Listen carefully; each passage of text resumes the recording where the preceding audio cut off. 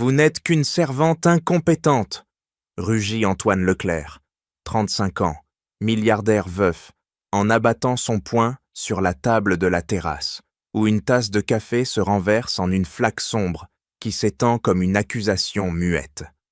Ses yeux, rougis par une nuit sans sommeil, fixent en Amina Diallo, 28 ans, originaire du Sénégal, peau ébène luisante sous le soleil de Saint-Tropez, qui serre les poings contre ses flancs, ses ongles s'enfonçant dans la chair pour retenir un cri. Amina relève la tête, son menton tremblant à peine, mais ses épaules se raidissent comme un mur contre la tempête. Monsieur Leclerc, vos enfants riaient, enfin.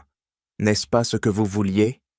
Sa voix, grave et mesurée, tranche l'air chargé de sel marin, mais Antoine balaie ses mots d'un geste sec, ses doigts tremblants trahissant une rage contenue depuis des mois de deuil.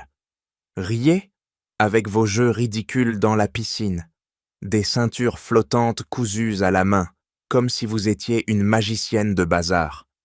Il s'avance d'un pas, son costume sur mesure, froissé par la hâte de son retour précipité, et pointe un doigt accusateur vers elle.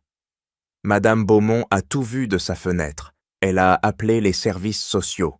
Pas qualifiés, disent-ils. Pas de diplôme français, pas de certification pour des enfants handicapés. Vous mettez mes jumeaux en danger.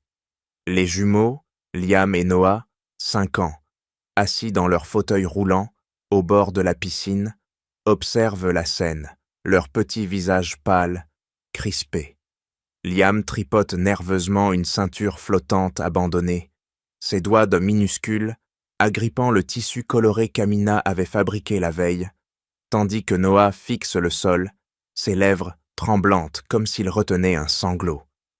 Amina jette un regard vers eux, ses yeux sombres s'adoucissant un instant, avant de se durcir à nouveau face à Antoine. Ce n'était pas du danger, monsieur, c'était de la liberté. Pour la première fois depuis l'accident de leur mère, ils ont flotté sans peur, ri comme des enfants normaux. Elle croise les bras, son tablier simple contrastant avec l'opulence de la villa, mais sa posture est celle d'une guerrière, pas d'une servante. Antoine secoue la tête, son souffle court, comme si chaque mot d'Amina était une lame qui entaillait sa culpabilité enfouie. Liberté, vous n'êtes pas leur mère. Émilie est dos morte. Et vous n'êtes qu'une immigrée, avec un visa de travail précaire. Beaumont a raison, vous n'avez pas votre place ici. Il tire de sa poche un rapport froissé, le brandit comme une arme. Les autorités enquêtent comptent déjà. Vous partez sur le champ, sans indemnité. Prenez vos affaires et disparaissez. Madame Élise Beaumont, 60 ans, aristocrate voisine aux lèvres pincées et au chignon impeccable, observe depuis son balcon adjacent un sourire satisfait étirant ses traits ridés. Elle raccroche son téléphone, ayant alerté les services une fois de plus, ses doigts de manucurés tapotant le rebord en un rythme victorieux. Ces gens-là n'ont pas leur place parmi nous, marmonne-t-elle, ignorant que son intervention vient de briser un fragile équilibre. Amina Diallo se fige un instant, ses lèvres pincées sont en une ligne fine, comme si elle avalait l'insulte comme un poison amer. Elle pivote lentement vers les jumeaux, ses yeux noirs brillant d'une lueur contenue, et s'accroupit à leur hauteur, ignorant le regard perçant d'Antoine qui la suit comme une ombre accusatrice. « Liam, Noah » murmure-t-elle d'une voix douce mais ferme, sa main effleurant leurs joues sèches pâles. « Rappelez-vous le voyage sur l'océan. Vous êtes des capitaines forts. Continuez à rire, même sans moi. » Liam agrippe sa manche, ses petits doigts, tremblants, serrant le tissu comme une encre, tandis que Noah marmonne un « non ». Étouffé, ses yeux emplis de larmes qui coulent en silence sur ses joues, rondes. Antoine croise les bras, son torse se soulevant en respiration saccadée, mais il ne l'interrompit pas, ses poings serrés trahissant une lutte intérieure. Amina se relève, ramasse son sac élimé d'un geste précis, ses épaules droites comme une lame forgée dans l'adversité. Elle traverse la terrasse sans un regard en arrière, ses pas mesurés claquant sur les dalles chauffées. Chaque foulée, un acte de défi muette. À l'intérieur de la villa, elle entre dans sa petite chambre de service, ouvre l'armoire d'un coup sec et fourre ses vêtements modestes. Une robe usée, un foulard coloré rappelant le Sénégal. Dans le sac, ses doigts effleurant une photo froissée de sa famille lointaine, qu'elle glisse dans sa poche comme un talisman. Dehors, les jumeaux roulent sur leur fauteuil vers elle, Liam tendant une main suppliante, Noah secouant la tête en un refus muet. Amina s'agenouille à nouveau, presse un baiser sur leur front, sentant la chaleur de leurs larmes sur sa peau. « Je reviendrai dans vos rêves », chuchote-t-elle, sa voix craquelant pour la première fois, mais elle ravale l'émotion, se redressant avec une dignité qui frappe Antoine comme un coup de poignard. Il avance d'un pas, ouvre la bouche pour parler, mais les mots s'étranglent dans sa gorge, son visage blêmissant sous le poids de la scène.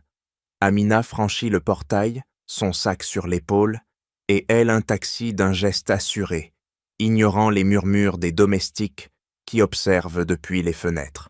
Dans le véhicule, elle s'assoit droite, fixe le paysage défilant, les palmiers de Saint-Tropez s'estompant en un flou verdoyant, et serre les dents pour retenir un sanglot. À Nice, dans son appartement exigu, elle pose le sac, s'effondre sur le lit grinçant, mais au lieu de pleurer, elle ouvre son journal intime, trace des lignes rapides.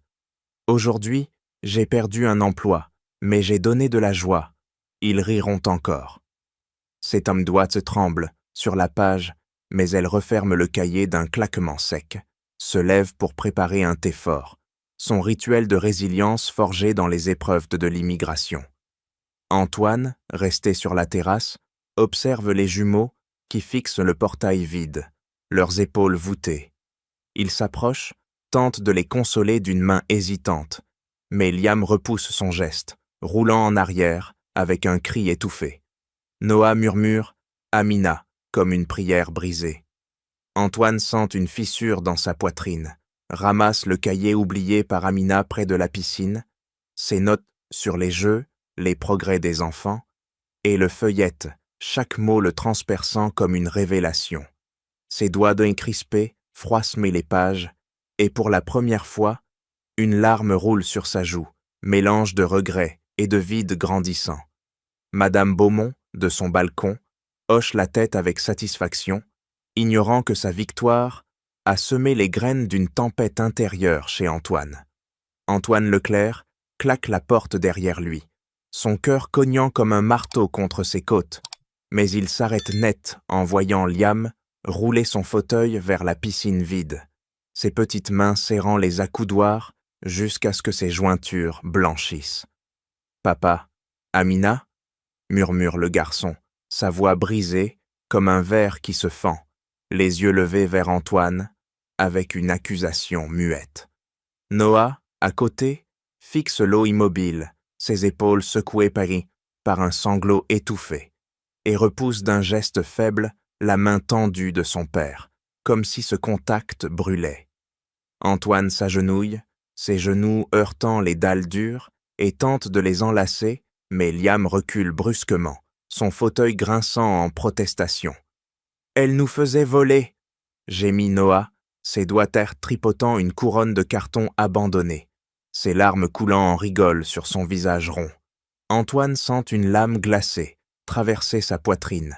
Il attrape la couronne, ses doigts effleurant les paillettes collées à la main, et la serre jusqu'à ce que le carton craque sous la pression. « Elle reviendra peut-être », ment-il d'une voix rauque, mais les enfants se détournent, roulant vers l'intérieur de la villa, laissant un silence pesant comme un linceul.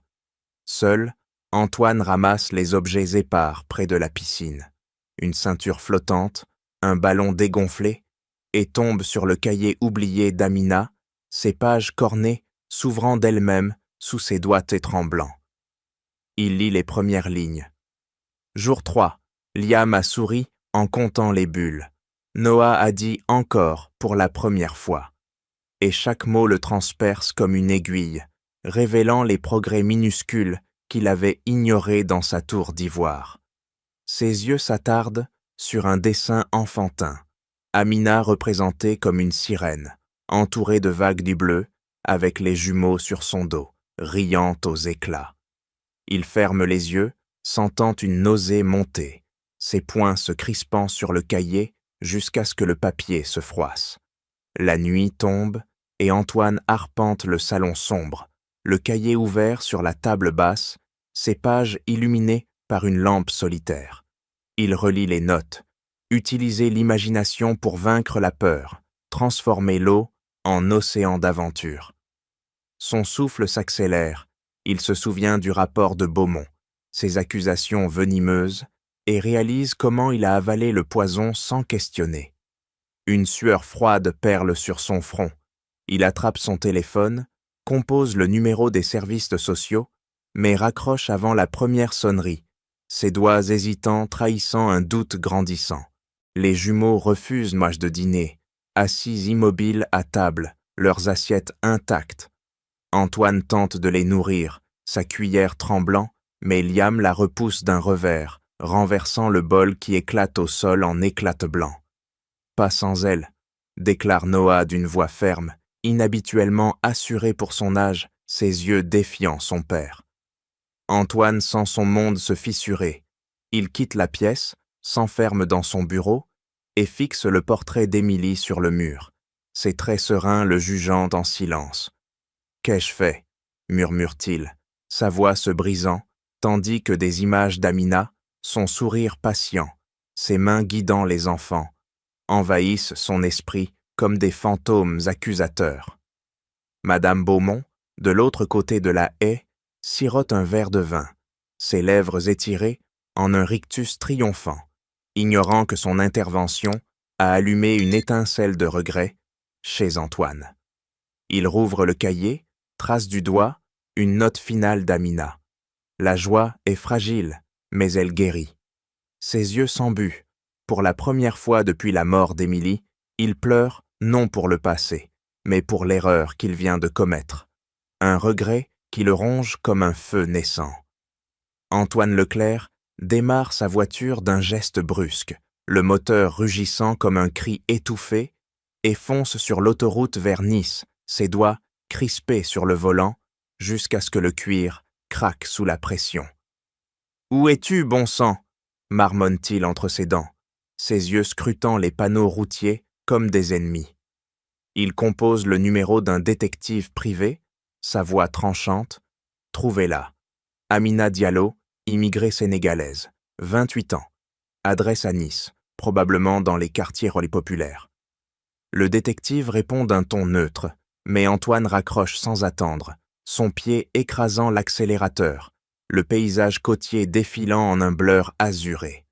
À Nice, il gare la voiture dans une rue étroite, ses chaussures italiennes claquant sur le pavé irrégulier, et frappe à la porte d'un immeuble délabré, son poing heurtant le bois écaillé. Une voisine, une femme d'une cinquantaine d'années, aux traits fatigués, ouvre à moitié, ses yeux suspicieux plissés. « Amina ? Elle travaille au centre communautaire, rue des Oliviers. Mais qui êtes-vous » Antoine glisse un billet de 100 € dans sa main, ses doigts effleurant sa paume calleuse, et repart sans un mot, son cœur battant plus fort à chaque pas. Au centre communautaire, un bâtiment aux murs craquelés, il pousse la porte d'un coup d'épaule, l'air chargé d'odeurs de peinture fraîche et de rires d'enfants. Amina est là, accroupie au milieu d'un groupe de gamins immigrés, ses mains guidant un jeu de ballon, son rire grave résonnant comme un écho de la piscine de Saint-Tropez. Elle relève la tête, ses yeux s'écarquillant un instant avant de se durcir en une muraille.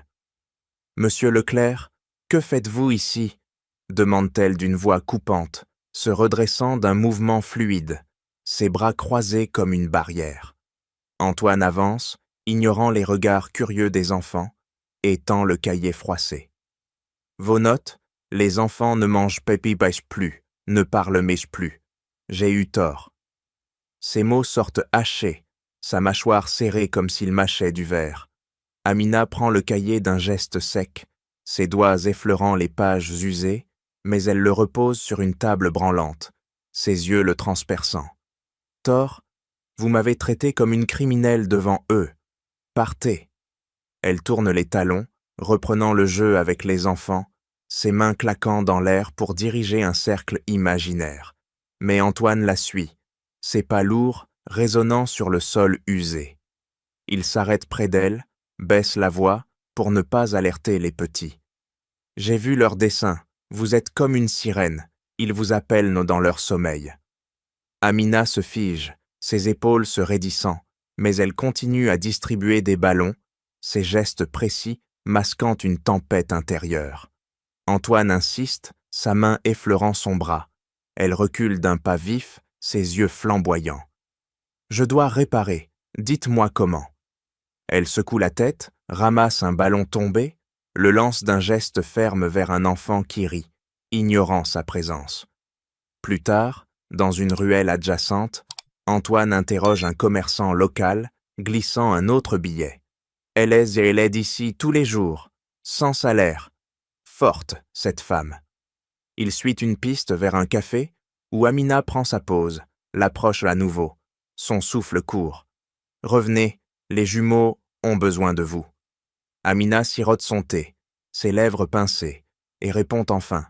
Besoin ou culpabilité? Antoine s'assoit en face, ses poings serrés sur la table, sentant le regret le ronger comme un acide lent.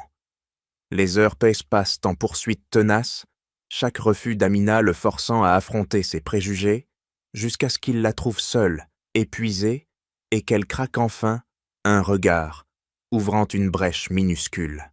Amina Diallo pousse la porte grinçante du centre communautaire, son sac pesant sur l'épaule comme un fardeau familier, et entre dans la salle bondée d'enfants aux yeux hagards, leurs voix mêlées en un chaos de langues africaines et arabes. Elle pose son sac d'un geste net, ses doigts brûlés calleux effleurant le tissu usé, et s'accroupit au milieu du groupe, son sourire grave tranchant l'air chargé de poussière. Aujourd'hui, on construit des ponts, annonce-t-elle d'une voix ferme, distribuant des bâtons de bois et des ficelles, ses mains guidant celles d'un petit garçon malien qui tremble encore du voyage en mer. Les enfants s'agglutinent autour d'elle, un cercle irrégulier de corps frêles, et Amina commence le jeu. Elle lie les bâtons en un arc fragile, ses doigts lisses nouant les ficelles avec une précision chirurgicale, transformant le chaos en structure. Ce pont relie vos maisons perdues, à ici, explique-t-elle, sa voix basse comme un secret partagé, tandis qu'une fillette somalienne tend une main hésitante, ses ongles rongés serrant un bout de fil. Amina la corrige d'un toucher doux, ses yeux noirs scrutant chaque visage pour y déceler la peur, enfouie. Et le pont grandit, branlant mais solide, sous leurs efforts collectifs.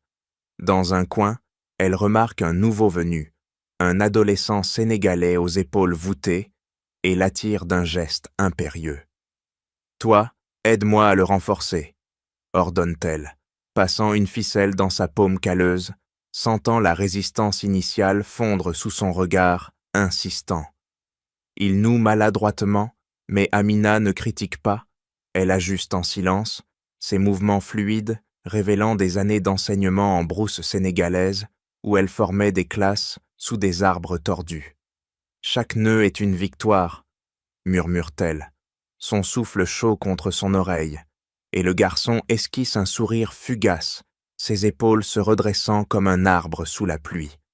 Plus tard, seule dans la petite cuisine du centre, Amina verse de l'eau bouillante sur des feuilles de thé amer, ses doigts tremblant légèrement de fatigue, mais elle redresse le dos d'un coup sec, refusant la faiblesse.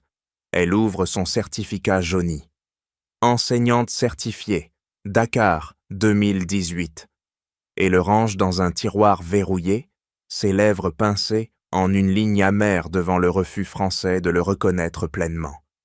Pas assez pour eux, grommelle-t-elle, mais elle sort son téléphone, transfère des euros vers le compte de sa mère à Dakar, ses yeux s'adoucissant à la pensée de ses frères cadets, nourris par son sacrifice. Le soir, dans son appartement exigu, Amina s'assoit sur le lit dur, ouvre un livre de pédagogie usé, ses doigts tournant les pages cornées avec une détermination farouche. Elle note des idées nouvelles. Jeu pour guérir le trauma, transformer la peur en vol. Ses traits se crispent à l'évocation des jumeaux Leclerc, mais elle repousse le souvenir d'un clignement d'yeux, se concentrant sur le lendemain. Un appel de sa sœur au Sénégal vibre. Elle décroche, sa voix chaude masquant l'épuisement. « Oui, je vais bien. J'aide ici, comme là-bas. » Elle raccroche, serre le téléphone contre sa poitrine, sentant le pouls de sa résilience battre comme un tambour ancestral. Au centre, un volontaire la complimente. « Vous ne vous arrêtez jamais. » Amina hausse les épaules, ses muscles tendus sous sa blouse simple, et répond d'un ton sec. « Arrêter, c'est mourir. » Elle range les matériaux du jour, ses gestes méthodiques effaçant la fatigue, prête pour une nouvelle bataille contre l'oubli des enfants déracinés. Son monde forgé dans l'adversité, où chaque acte de soin est une arme contre l'indifférence. « Revenez, je vous en prie », lance Antoine Leclerc, d'une voix rauque, traversant la salle du centre communautaire d'un pas déterminé, ses chaussures claquant sur le sol éraflé comme des coups de feu. Amina Diallo se retourne brusquement, un ballon dans les mains, ses doigts se crispant autour du caoutchouc jusqu'à ce qu'il se déforme.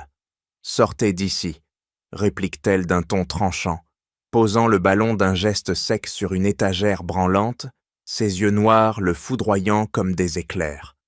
Les enfants autour d'eux se figent, leurs regards oscillant entre les deux adultes, mais Amina les écarte d'un mouvement protecteur, ses épaules barrant le chemin comme un rempart. Antoine s'avance, ignorant les murmures, et tend le cahier ouvert, ses pages tremblant dans sa main. J'ai lu chaque mot. Vos jeux, ils ont ramené la vie chez mes fils. J'ai été aveugle, influencé par Beaumont et mes propres peurs. Sa voix craque, ses poings se serrant jusqu'à ce que ses ongles entaillent un de ses paumes. Mais Amina croise les bras, son menton relevé en défi. « Aveugle, vous m'avez humilié devant eux, traité comme une intruse. » Elle pivote, ramasse un crayon tombé, le brise net entre ses doigts, le bruit sec résonnant comme une sentence. Il insiste, s'approchant plus près, son souffle court, effleurant son visage. « Pardonnez-moi, je reconnais mes préjugés sur votre origine, votre peau. Revenez, pour eux. » Amina hésite, ses lèvres tremblant un instant, mais elle fouille dans son sac, en tire une enveloppe jaunie, ses doigts effleurant le papier usé. « Pour eux, oui, » concède-t-elle enfin, sa voix adoucie comme un vent calme après l'orage, tendant l'enveloppe d'un geste ferme. « Mais comprenez, je ne suis pas une servante. Je suis enseignante, guérisseuse par le jeu. » Antoine prend l'enveloppe, ses doigts l'ouvrant d'un coup sec, révélant une lettre manuscrite, l'écriture élégante d'Émilie, sa femme défunte. « Ceci, les jumeaux me l'ont donné en secret, un jour de jeu, » explique Amina, sa main serrant son poignet pour masquer un tremblement. Il lit à voix haute, sa voix s'étranglant. « Chérie, méfie-toi de la voisine Beaumont. Ses menaces sur les terres, et quelqu'un dans la famille l'aide. L'accident pourrait ne pas être fortuit. » Ses yeux s'écarquillent, ses poings froissant le papier, une sueur froide perlant sur son front. Amina s'approche, ses yeux scrutant son visage blêmissant. Ils disaient de Lem que leur mère avait peur d'une ombre à la maison. Je n'ai pas compris alors. Antoine relève la tête, ses épaules s'affaissant sous le poids de la révélation, mais il serre la lettre contre sa poitrine, son cœur cognant comme un tambour de guerre. Élise, et qui dans la famille? Cela change tout. Amina pose une main sur son bras, ses doigts bants fermes transmettant une force tranquille. Et il ne recule pas, ses yeux rencontrant les siens dans une alliance naissante. Ils s'asseyent sur un banc usé, la lettre entre eux comme une bombe, à retardement. « Je reviens », affirme Amina d'un ton résolu, ses ongles tapotant le bois en rythme nerveux. Antoine hoche la tête, ses poings se desserrant enfin, sentant une alliance se forger dans le feu de la vérité. « Ensemble, nous découvrirons. Elle acquiesce, ses épaules se redressant, et il se lève d'un même mouvement, la lettre pliée dans sa poche comme une lame prête à frapper, scellant leur paix fragile en une quête commune contre l'ombre du passé. Vous osez ramener cette intruse ici? Tonne Philippe Leclerc, 50 ans, beau-frère d'Antoine et ancien associé d'affaires, en claquant la porte du bureau de la villa, ses doigts d'homme noueux serrant une liasse de documents comme une arme blanche. Ses yeux gris, plissés en fente venimeuse, transpercent Amina qui se tient près de la fenêtre, ses mains crispées sur une pile de jouets pour les jumeaux. Antoine se lève d'un bond, son fauteuil raclant le sol en un grincement aigu, et interpose son corps entre eux, ses poings serrés, jusqu'à ce que ses veines saillent comme des cordes tendues. Philippe avance d'un pas lourd, son costume froissé trahissant une hâte rageuse, et jette les papiers sur le bureau, les feuilles s'éparpillant en un chaos accusateur. J'ai entendu les rumeurs, Élise m'a tout dit. Les Sénégalaises jouent les mères de substitution, avec mes neveux handicapés? Sa voix monte en un crescendo venimeux, ses lèvres y retroussées en un rictus qui révèle des dents jaunies par des années de cigares. Amina redresse le menton, ses épaules se raidissant comme un arc bandé, mais elle ramasse un document tombé, ses doigts effleurant l'encre fraîche d'un rapport falsifié sur son passé. « Ce ne sont pas des rumeurs, Philippe, » rétorque Antoine d'un ton glacial, ramassant les papiers d'un geste vif, ses yeux scrutant les lignes mensongères. Accusation de vol mineur au Sénégal, inventée pour la discréditer. Amina et ses revenus pour les enfants. Et toi, pourquoi es-tu ici maintenant? Philippe ricane, un son rauque comme un crachement, et pointe un doigt accusateur vers Amina, ses ongles manucurés frôlant presque son visage. Pour protéger l'héritage, Émilie n'aurait jamais toléré ça. Une étrangère touchant à notre fortune. Il pivote vers Antoine, ses pas martelant le parquet, et arrache un cadre photo d'Émilie du mur, le brandissant comme une preuve. Amina s'avance d'un pas mesuré, ses yeux flamboyants fixant Philippe sans ciller. « Votre héritage !» Les enfants riaient enfin, avant que vous ne semiez le poison. Philippe la fusille du regard, ses narines frémissant, et crache. « Taisez-vous, vous n'êtes rien ici. » Il se tourne vers Antoine, sa main claquant sur le bureau, laissant une marque humide de sueur. « Élise et moi, on veille.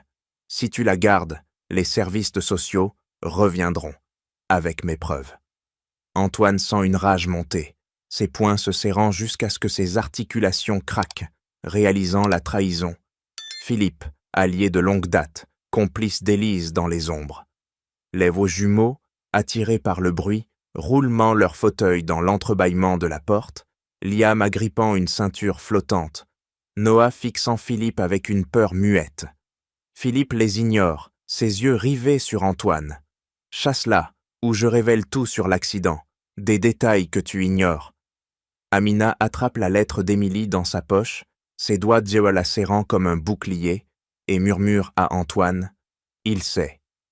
Philippe rit d'un éclat forcé, pivotant sur ses talons, mais Antoine le retient par le bras, ses doigts s'enfonçant dans la chair molle. « Quel détail ?» exige-t-il, sa voix un grondement sourd. Philippe se dégage d'une secousse, ses lèvres étirées en un sourire carnassier. L'accident n'était pas un hasard, Élise voulait les taire, et moi, le contrôle de l'entreprise. Il sort, laissant la porte claquer derrière lui, un écho résonnant comme une menace. Antoine s'effondre dans son fauteuil, ses mains tremblant sur la lettre, tandis qu'Amina s'agenouille près des jumeaux, ses bras les enveloppant en un geste protecteur, sentant le poudoli de la trahison battre dans l'air. Philippe, dans sa voiture, compose le numéro d'Élise, ses doigts tapotant le volant en un rythme victorieux, ignorant que sa révélation partielle a allumé une mèche explosive. Amina Diallo ouvre d'un coup sec le dossier jauni des archives de policières, ses doigts fouillant les pages comme des griffes, tandis qu'Antoine Leclerc penche la tête par-dessus son épaule, son souffle chaud effleurant son cou dans la salle étouffante du commissariat de Saint-Tropez. « Regardez ça » murmure-t-elle, son index pointant une ligne effacée. Témoin anonyme mentionne une voiture noire près du site de l'accident. Antoine arrache la page, ses yeux scrutant les mots comme des ennemis, ses poings froissant le bord jusqu'à ce que le papier craque. Philippe conduit une Mercedes noire. Coïncidence? Ils sortent en hâte, Amina claquant la porte derrière eux, son pas accéléré martelant le trottoir, tandis qu'Antoine compose un numéro sur son portable, sa voix basse et tranchante. « Rencontrez-nous au Café du Port, discret. » Au rendez-vous, un ancien mécanicien, barbe grise et mains tachées d'huile, s'assoit en face, ses doigts tambourinant la table, en un rythme nerveux. La voiture d'Émilie, frein saboté, j'en suis sûr, confie-t-il, glissant une photo granuleuse sous la nappe, ses yeux fuyant vers la sortie. Amina saisit l'image, ses ongles grattant le coin, révélant des traces de manipulation sur les câbles, son cœur battant comme un avertissement sourd. De retour à la villa, ils étalent les preuves sur la table du salon, Amina connectant son ordinateur portable d'un geste vif, ses doigts volant sur le clavier pour hacker un compte email ancien de Philippe.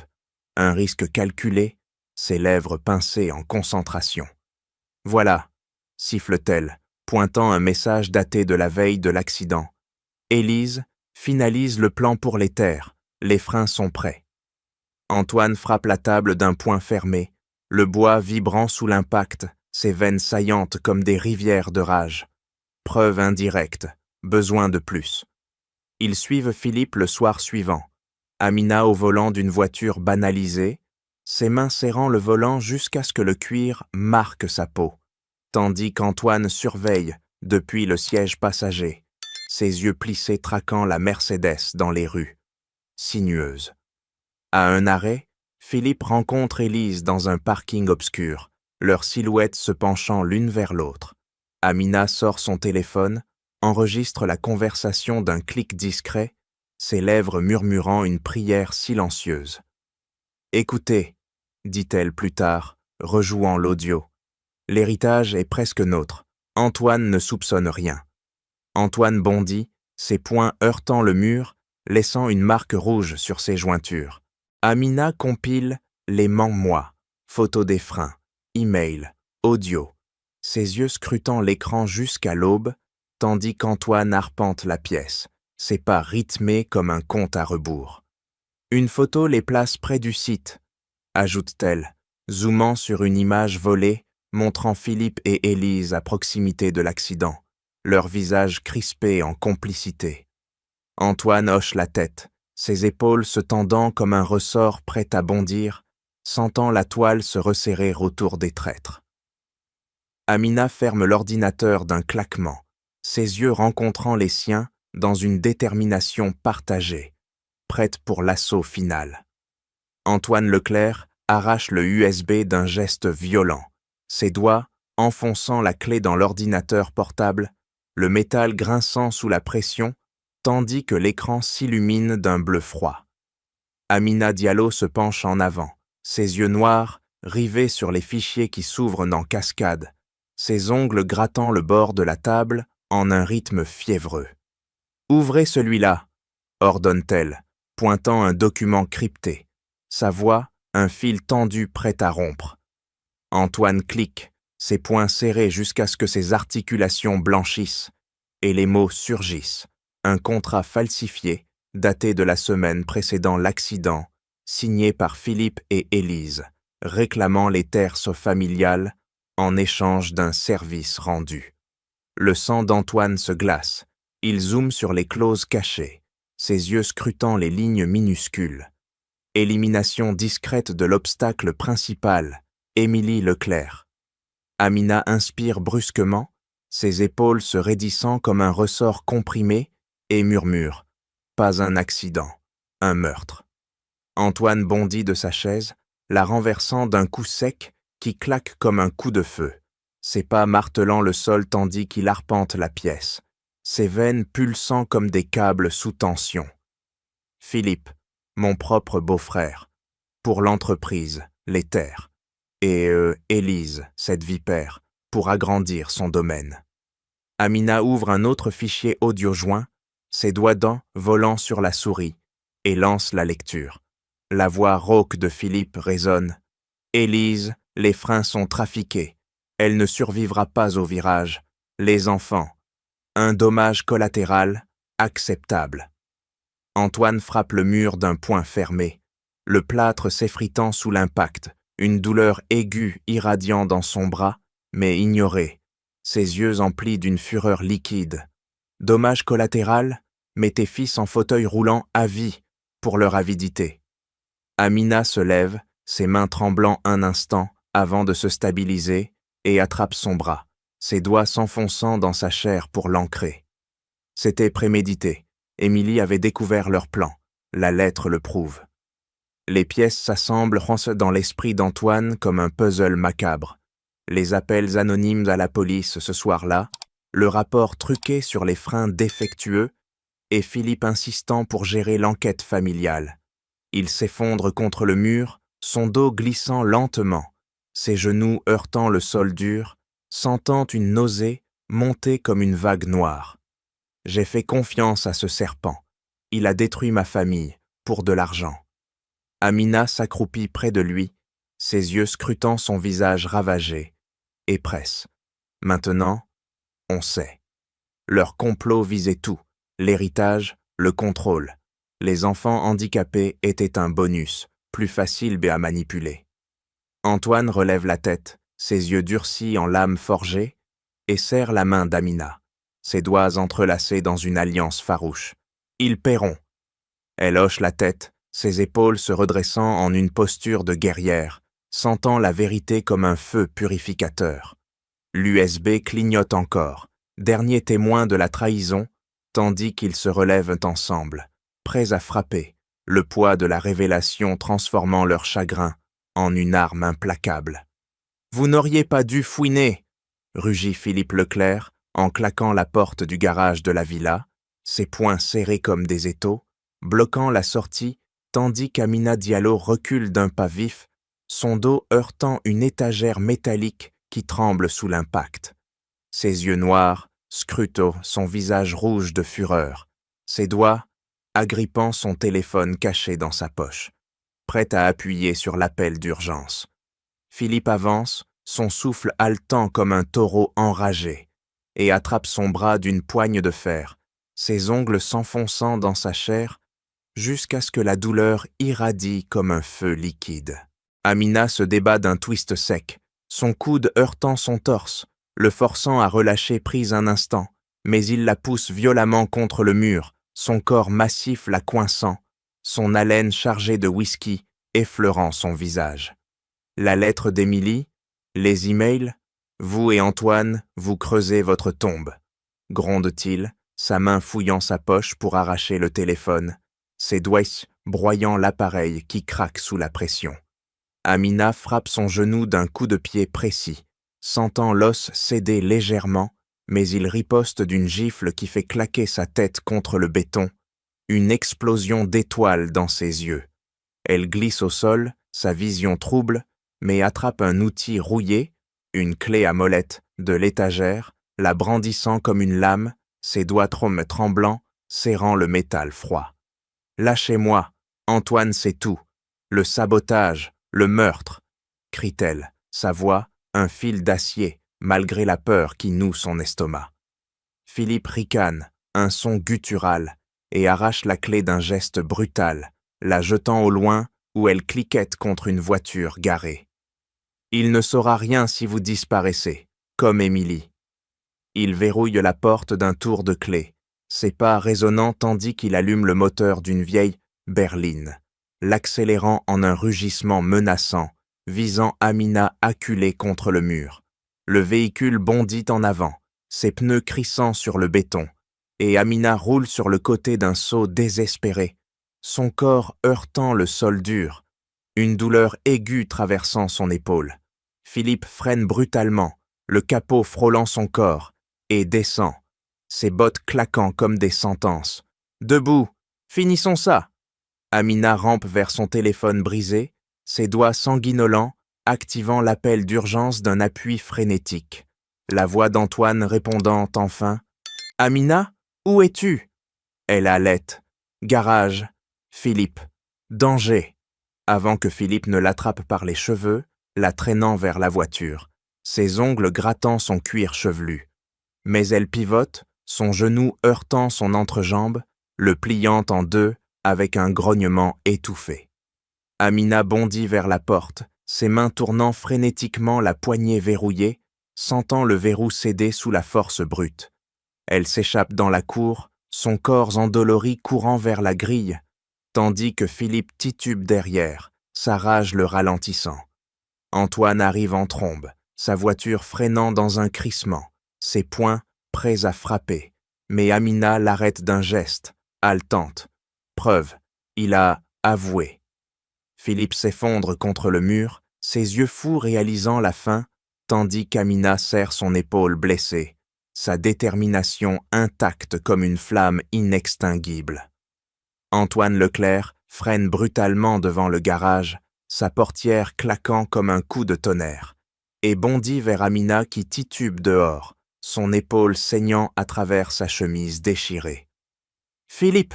rugit-il, ses poings se serrant jusqu'à ce que ses ongles entaillent ses paumes, chargeant vers son beau-frère qui émerge en boitant, son visage tordu en une grimace de haine. Amina l'arrête d'un geste ferme, sa main tremblante agrippant son bras, ses doigts s'enfonçant dans sa chair. Pas maintenant. Preuve d'abord. Antoine pivote, ses yeux flamboyants, scrutant Philippe qui recule, ses bottes raclant le gravier, mais il le plaque contre le mur d'un coup d'épaule, son avant-bras pressant sa gorge jusqu'à ce que Philippe halète comme un animal piégé. « Parle! Où est le reste ?» gronde Antoine, sa voix un fil d'acier tendu, tandis qu'Amina fouille les poches de Philippe d'un geste vif, ses doigts arrachant un portefeuille gonflé, vidant son contenu sur le sol. Cartes, billets et une clé USB qui roule au pied d'Antoine.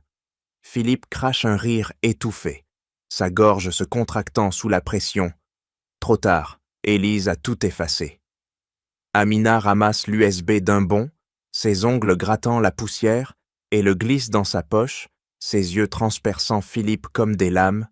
Pas tout. Antoine relâche sa prise d'un coup sec, Philippe s'effondrant en toussant, ses mains claquant le sol en un rythme désespéré.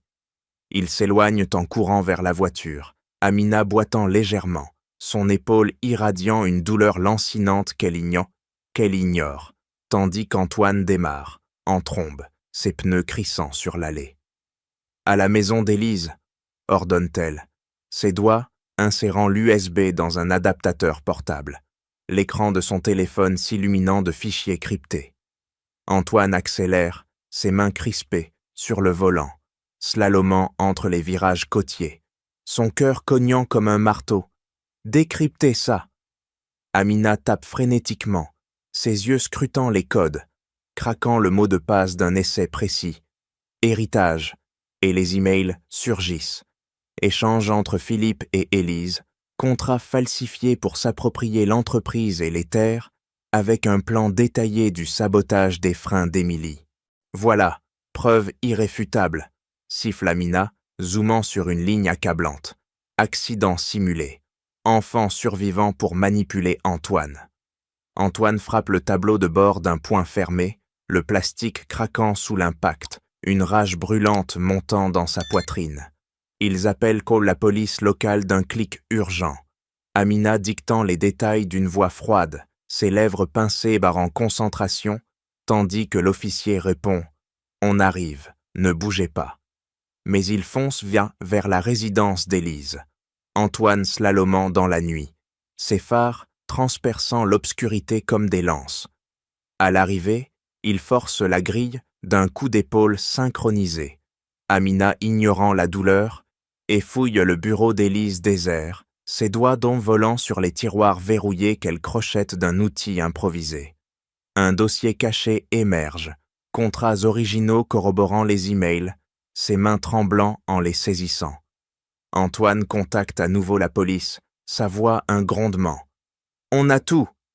Amina serre les documents contre sa poitrine, sentant la victoire pulser comme un feu vengeur, prête pour la confrontation finale.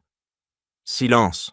tonne le maire de Saint-Tropez en abattant son marteau sur le podium, le bois résonnant comme un coup fatal dans la salle comble de la réunion communautaire, où des regards curieux transpercent l'air chargé de tension. Antoine Leclerc bondit sur scène d'un pas ferme, ses poings serrés brandissant l'USB comme une épée, tandis qu'Amina Diallo le suit, son épaule bandée ne ralentissant pas son allure, ses yeux noirs scrutant la foule, où Élise Beaumont et Philippe se tassent au fond, leurs visages blêmissants comme des masques craquelés. Antoine branche l'USB d'un geste sec dans le projecteur, l'écran s'illuminant de preuves accablantes. Email, contrat falsifié, audio grésillant. Ses doigts cliquant pour agrandir une ligne fatale. Sabotage confirmé. Émilie éliminée. La salle explose en murmures, des chaises raclant le sol, mais Antoine élève la voix, un rugissement primal. Philippe, mon beau-frère, et Élise Beaumont ont orchestré le meurtre de ma femme. Pour l'héritage, les terres. Philippe se lève d'un bond, ses mains tremblant en pointant l'accusation, son visage rougeau suant. Mensonge, preuve fabriquée. Amina avance, sa voix tranchante comme une lame. Écoutez l'audio. Elle lance la lecture d'un clic précis, la voix de Philippe résonnant. Les freins. Dommage collatéral pour les enfants. Élise bondit, ses lèvres pincées en un rictus, et tente de fuir, ses talons claquant frénétiquement, mais la foule bloque le passage, des mains la retenant comme des chaînes. « Arrêtez-la !» crie un voisin, ses poings serrés, tandis que Philippe attrape le micro d'un geste désespéré. « C'est faux! Antoine est si fou de chagrin !» Antoine pivote vers lui, ses yeux flamboyants le clouant sur place, et projette la photo suivante, eux deux près de la sombre scène de l'accident, horodaté. Voici la preuve. Vous avez saboté les freins, causé l'accident qui a tué Émilie et handicapé mes fils. La salle hurle, des flashs de téléphone crépitant, tandis que Philippe recule, trébuchant sur une chaise qui se renverse avec un fracas. Élise crache. Vous n'avez rien de concret. Mais Amina brandit le dossier caché, ses doigts le déployant comme un étendard. Contrats originaux, votre signature, votre avidité. Les policiers irrompent, menottes cliquetant, et plaquent Philippe au sol, ses genoux heurtant le marbre dur, un grognement étouffé s'échappant de sa gorge. Élise se débat, ses ongles griffant un agent qui la menotte d'un tour sec, son chignon se défaisant en mèche bleue folle. « Vous paierez pour ça !» siffle-t-elle, mais Antoine s'approche, sa voix un murmure glacial. « Non, vous paierez pour Émilie !» La foule applaudit, des cris de justice fusant, tandis qu'Amina serre l'épaule d'Antoine, ses doigts transmettant une victoire amère. Les menottes claquent, les traîtres emmenés sous les huées, laissant Antoine et Amina debout, leurs regards croisés en une alliance forgée dans le feu.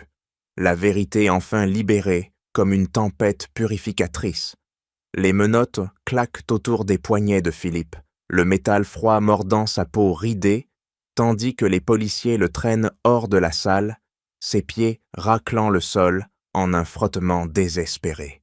« Ce n'est pas fini !» éructe-t-il, sa voix rauque se brisant contre les murs.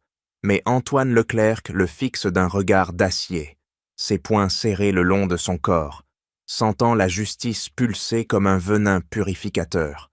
Élise Beaumont suit, ses talons heurtant le marbre en un staccato irrégulier, ses mains entravées, tremblant tandis qu'un agent la pousse vers la sortie, son chignon défait pendouillant comme un drapeau en déroute. Au tribunal, des semaines plus tard, le juge abaisse son marteau d'un coup sec, le bois résonnant comme un verdict final. Coupable de meurtre prémédité et de fraude, déclare-t-il, sa voix tranchant l'air chargé de tension, tandis que Philippe s'effondre sur son banc, ses épaules secouées par un hoquet étouffé, ses doigts griffant le bois, jusqu'à ce que le sang perle.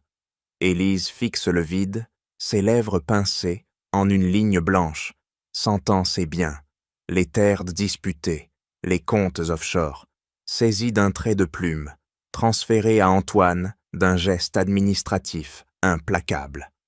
Antoine signe les papiers de restitution d'un trait ferme, ses doigts effleurant l'encre fraîche qui scelle la victoire, restaurant l'héritage aux jumeaux. Action de l'entreprise, titre foncier. Ses yeux scrutant les clauses qui effacent les manipulations passées. Liam et Noah, assis à ses côtés, agrippent ses mains, leurs doigts d'eau minuscules, serrant les siens en une encre silencieuse, leurs fauteuils roulants immobiles comme des trônes conquis. Amina Diallo, près d'eux, pose une main sur l'épaule de Liam, ses doigts transmettant une chaleur stable, sentant les nœuds liés du complot se défaire enfin, plus de menaces voilées, plus d'ombre sur l'avenir. Philippe est emmené en cellule, ses pas traînants, résonnant dans le couloir froid, son empire réduit à des murs gris, tandis qu'Élise suit, ses bijoux confisqués claquant dans un sac plastique. Antoine quitte le tribunal, ses épaules allégées d'un poids invisible, serrant la main d'Amina d'un geste bref mais ferme. Les enfants roulent devant, leurs roues d'œil tournant en un rythme victorieux, l'héritage intact battant comme un pouco neuf. La justice, implacable, referme ses mâchoires, effaçant les traces du mal, laissant place à une reconstruction brute. Antoine Leclerc signe le chèque d'un trait ferme, ses doigts bons, pressant le stylo, jusqu'à ce que l'encre bave légèrement, fondant un fonds de charité d'1 million d'euros pour les enfants immigrés handicapés en France. « Pour réparer », murmure-t-il, ses yeux scrutant la salle de réunion vide, sentant le poids de ses préjugés passer comme des chaînes brisées. Amina Diallo, assise en face, accepte le rôle de directrice d'un hochement sec, ses mains serrant les statuts du fond, ses ongles effleurant le papier comme une promesse gravée. Il réunit le conseil d'administration d'un appel abrupt, sa voix tranchant l'air. Changement immédiat, priorité aux travailleurs immigrés dans l'entreprise. Les directeurs protestent, leurs poings tapotant la table, en rythme nerveux. Mais Antoine balaie leurs objections d'un geste vif, ses yeux flamboyants les clouant sur place. J'ai été aveugle à leur valeur, plus jamais. Il signe les nouvelles politiques d'un coup de plume, transformant les contrats en actes de justice, ses épaules se redressant sous le fardeau allégé du remords. Amina lance les premiers programmes, ses pas claquant dans les couloirs du nouveau centre à Nice, distribuant des fauteuils adaptés d'un geste précis, ses doigts guidant les enfants vers des jeux thérapeutiques. « Ici, on vole sans aile », déclare-t-elle à un groupe, ses yeux scrutant leurs visages émerveillés, sentant l'écho de Liam et Noah dans chaque rire naissant. Antoine observe depuis le seuil, ses poings desserrés pour la première fois, et rejoint un atelier, ses mains maladroites nouant des ficelles pour un pont symbolique, sa voix craquant en aidant un garçon, comme mes fils l'ont appris. Le fonds grandit, attirant des dons d'un appel médiatique. Antoine confessant publiquement ses erreurs d'un discours brut. J'ai jugé sur l'origine, la peau. Ce fonds rachète ma faute. Les caméras crépitent ses lèvres tremblant un instant, mais il serre la main d'Amina sur scène, ses doigts entrelacés en une alliance publique. Elle dirige les opérations, ses ordres fusant comme des flèches, transformant les dons en thérapie, en emploi pour les immigrés, ses épaules portant le poids avec une force forgée dans l'exil. Antoine modifie les statuts de l'entreprise, intégrant des quotas immigrés d'un trait décisif, ses yeux scrutant les CV accumulés, sélectionnant des profils comme le sien, autrefois ignorés. Pour l'avenir, affirme-t-il à Amina lors d'une réunion nocturne, ses poings posés sur la table, en signe de paix. Elle hoche la tête, ses doigts traçant des plans pour étendre le fond, sentant l'espoir pulser comme un feu neuf, rachetant les ombres du passé en actes concrets. Antoine Leclerc plonge dans la piscine chauffée, ses bras fendant l'eau d'un crawl puissant, tandis que Liam et Noah, ceintures flottantes ajustées, battent des jambes en riant aux éclats, leurs fauteuils roulants abandonnés au bord comme des reliques oubliées. Amina Diallo nage à leur côté, ses mains guidant Noah d'un toucher léger, ses yeux noirs pétillants d'une joie conquise. « Capitaine, à l'attaque des vagues !» lance-t-elle, sa voix résonnant en écho joyeux, tandis qu'Antoine émerge, l'eau ruisselant sur son visage, et attrape Liam pour le lancer doucement, provoquant un éclat de rire qui emplit l'air comme une symphonie retrouvée. Les jumeaux flottent librement, leur corps défiant la gravité passée, et Antoine s'approche d'Amina, ses doigts effleurant les siens sous l'eau, en un geste intime. « Vous êtes leur mère maintenant », murmure-t-il, sa voix craquant d'émotion, signant d'un trait invisible leur union naissante. Amina hoche la tête, ses lèvres s'étirant en un sourire serein, sentant l'amour battre comme un courant chaud. Et vous, leur protecteur, réel. Ils s'embrassent brièvement, l'eau les enveloppant comme un voile, tandis que les enfants applaudissent, leurs mains claquant la surface en gerbes d'étincelles. Le fond prospère, des centres ouvrent à Marseille et Lyon, Amina supervisant les formations, ses ordres fusant pour intégrer des immigrés comme éducateurs, transformant des vies d'hommes brisés en chaînes de solidarité. Antoine visite un site, ses mains aidant à assembler un jeu thérapeutique, sentant la rédemption pulser dans chaque nœud. Les communautés immigrées s'unissent, des familles sénégalaises recevant des aides directes, effaçant les cicatrices de l'exil. La leçon émerge comme une aube. La justice transcende la vengeance, forgeant l'espoir par l'action. Antoine, autrefois aveugle aux préjugés, enseigne maintenant l'empathie dans ses discours d'entreprise, ses mots tranchant les barrières raciales et sociales. La famille se choisit non par le sang, mais par le cœur, déclare-t-il lors d'une conférence, ses yeux scrutant une audience diverse, inspirant des changements systémiques.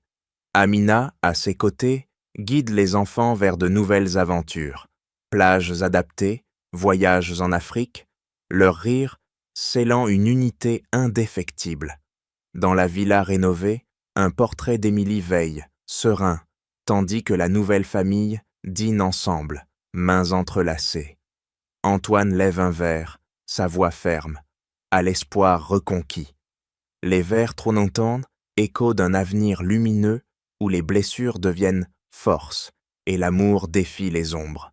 La maison respire enfin, vivante, un phare contre l'injustice, prouvant que la rédemption naît de la vérité affrontée. Nous avons tissé cette histoire avec soin et cœur, en sachant que chaque détail peut toucher quelqu'un profondément. Si cette vidéo vous a apporté un sourire, un souvenir ou une larme, envisagez de vous abonner. Votre soutien nous aide à continuer à proposer des récits qui comptent. Nous adorerions lire dans les commentaires quelle partie de ce voyage vous a le plus ému. Et si vous êtes nouveau ici, n'hésitez pas à explorer d'autres vidéos réalisées avec le même amour. Chaque interaction de votre part signifie le monde pour nous. Merci d'avoir fait partie de cela avec nous. À bientôt pour une nouvelle histoire. To come up with something else. I did, however, get my capture card arriving. That's not a sentence. My capture card arrived, so I can actually start streaming Baldur's Gate, hopefully, my honor mode run, in a couple of days. I don't know exactly when I'll be starting it. I need to figure out exactly how to set it up and like run it through what's the word? I don't know the word I'm looking for. Run it through OBS to make sure that it all runs smoothly. I maybe need to figure out a couple of custom commands because like having some of the commands that are currently in the some of the rewards as well that are currently in the power-ups and rewards might not be suitable to a gaming stream. Like go find Percy or like hold Percy like a baby. while lovely, I love Percy and I would love to do that. It doesn't really work when I am trying to win a game. So I will need to make some small amendments and maybe add in some funny things you can redeem.